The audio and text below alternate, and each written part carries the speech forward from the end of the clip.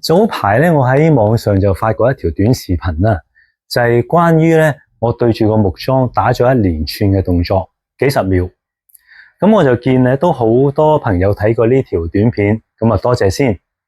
咁於是咧我就想咧喺嚟緊嘅時間咧，將呢一連串嘅動作咧拆解一下，然後分享一下我自己對裏面包含咗個基本功嘅一啲嘅體會。咁就請大家多多指教。另一樣嘢我想講嘅基本功咧，就係拳要鬆，然後係要適當嘅時候先至去發力。咁如果留意到嘅話咧，就會見到我開個馬嘅時候咧，其實我嘅手唔係揸住個拳頭咁樣，我嘅手係放鬆咗，係到我打嘅時候咧，先至會發力。隻手去到出到嚟接近個木樁嘅時候咧，我都仲係鬆，然後要到攻擊嘅時候先至發力。咁呢個咧就係可能大家都聽過或者係有收集詠春嘅同門朋友都知道係短勁、串勁，即係話個勁唔係揸行咗，然後打過去，而係去到先至發個力。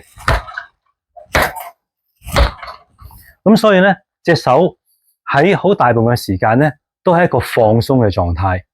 咁樣一來咧，就係對個體力消耗得最少嘅；二來咧，就係當發力嘅時候咧，先有一啲爆發力打個拳出去。所以就唔係話揸實個拳打。咁呢個就唔係我所學詠春拳嘅拳理，係要去到嘅時候一個短勁，然後再加埋腰馬力打出去，咁嘅拳先至有力。咁所以咧，呢一個基本功就係要鬆即係鬆。好多時嘅力咧都係去到先至發力。咁呢個咧就引申咗另外一個嘅情況，就係話究竟隻手擺出嚟嘅時候係應該擺得好靚咁樣，定係撇下咁樣咧？咁基於我哋要打鬆隻手，其實咧放出嚟嘅時候咧係放鬆佢嘅因為當你擺一隻掌嘅時候咧，我就會覺得咧，你就要灌咗力落去隻掌嗰度，咁亦即係話咧，你成隻手臂咧就會分咗一部分嘅力去呢一個嘅動作嗰度，而呢個動作本身咧係冇價值嘅冇價值嘅，因為只不過係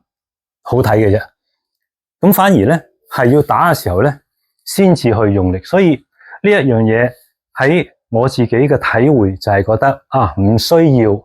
即係當然可以啦，即係冇話唔得嘅，只不過係唔需要將隻手咧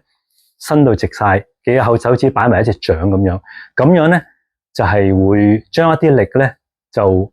用咗落去呢一個手勢嗰度，而係本身對嗰個攻擊咧本身係冇價值嘅。加上咧咁樣做嘅時候咧，其實亦都會對你嘅手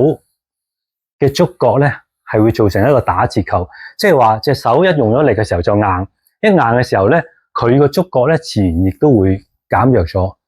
因為我哋打詠春咧，我自己嘅理解咧就係特別係黐手咧係要觸覺感覺對手佢嘅拳嚟嘅時候係去邊度，我哋要感覺佢。當你嘅手灌咗力之後咧，我就會覺得咧，會對我嗰個觸覺會打咗折扣，因為我要兼顧在呢度要出力，咁自然其他嘅位咧，佢嗰個敏感程度咧就會少咗亦都影響咗我去發力嘅時候，因為我要發力嘅時候咧，我就要放翻鬆先至可以打出去。而如果係嗰個鬆嘅狀態嘅時候咧，就一出就已經出到，鬆嘅時候一出就打到。如果你用咗力嘅話咧，我反而覺得咧係要放翻出先至打出去，咁呢個就變咗係慢咗少少。咁所以咧鬆咧就係我覺得基本功裏邊嘅另外一個重要嘅元素喺度。我並唔係咩詠春高手，喺我一齊練功嘅同門裏邊咧，我係功力最低、悟性最差、最懶惰嘅一個。只不過係唔上山、唔行山嘅時候咧，我就拍幾條短片同大家分享一下我對我呢門詠春嘅基本功嘅理解。咁我仲係需要繼續努力學習嘅。咁我收集嘅咧係廣州詠春亦即係遠岐山詠春神能詠春嘅一物。咁啊，大家多多指教。